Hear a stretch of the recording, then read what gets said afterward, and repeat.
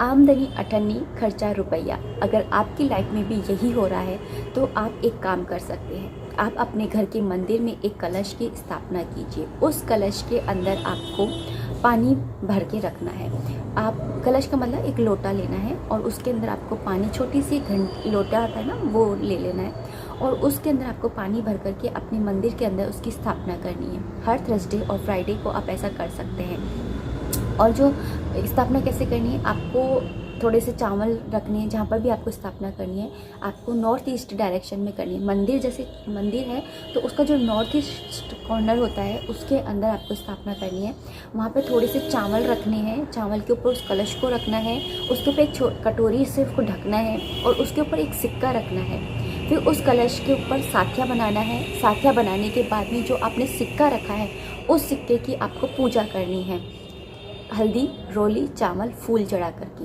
और हो सके तो फ्राइडे को, जिस दिन भी आप स्थापना कर रहे हैं, फ्राइडे को कर रहे हैं या थर्सडे को कर रहे हैं, उस दिन थोड़ा सा प्रसाद भगवान को मीठा बनाइए और उनको अर्पण कीजिए। हो सके तो गुलाब के फूल जो होते हैं उनको भी अर्पण कीजिए। ऐसा करने से आपके घर में स्थायी रूप से माता लक्ष्मी का वास होगा।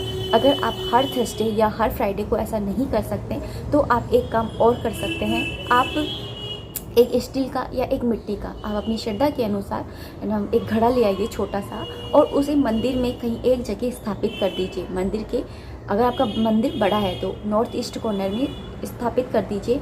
और घड़े को कभी भी खाली नहीं रखते हैं, उसके अंदर आपको कुछ चीज़ें डालनी हैं, जैसे अक्षत, सुपारी, हल्दी की गांठ होती है वो, और सिक्का। ये चीज़ें डालने के बाद में आपको उसे ढक कर के और फिर उसे रखना होगा। तो और उसके पे एक कलार डोरा बांधना है, जो मोली होती है वो बांध देना है और साथिया बना करके उसकी स्थापना कर देनी है। और ऐसा करने से आपके घर के अंदर माता लक्ष्मी का जो है वो स्थायी वास रहेगा। ऐसा क्यों किया जाता है? देखिए, आपको ये तो पता ही होगा कि माता लक्ष्मी का जब समुद्र मंथन हुआ था, जब उनका जन्म हुआ था और वो हाथ में एक कलश लेकर के बाहर निकली थी, तो माता लक्ष्मी के जीवन में कलश की बहुत अहम भूमिका है। जब सीता मैया जो है जनक जी को मिली थी तो वो एक घड़े के अंदर मिली थी, कलश के अंदर मिली थी, तो वहाँ पे भी कलश आया।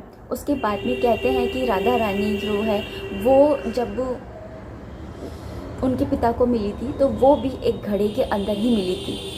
तो जो ये माता हैं यानी कि लक्ष्मी माँ हैं, उनका कलश से कहीं ना कहीं कोई संबंध है, गहरा संबंध है।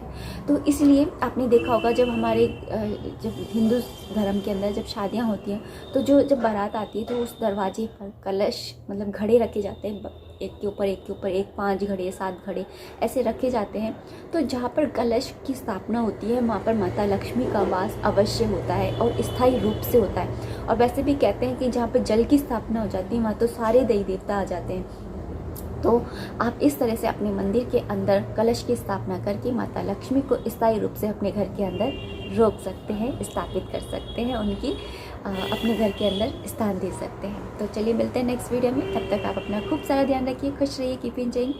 जय माता दी, राधे राधे।